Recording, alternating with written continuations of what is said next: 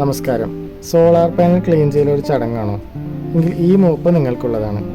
അലുമിനിയത്തിൽ 2 telescopic പൈപ്പുകൾ ചേർത്താണ് ഇത് നിർമ്മിച്ചിട്ടുള്ളത്. അതുകൊണ്ട് ഇതിൻ്റെ നീളം കൂട്ടാനും കുറയ്ക്കാനും സാധിക്കും.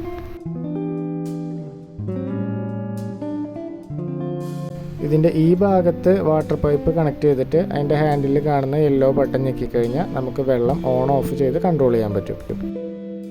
ബ്രഷിൻ്റെ ഇടയിലൂടെ വെള്ളം സ്പ്രേ ചെയ്തിട്ട് ക്ലീനിങ് ഈസി ആയിട്ട് നടക്കും.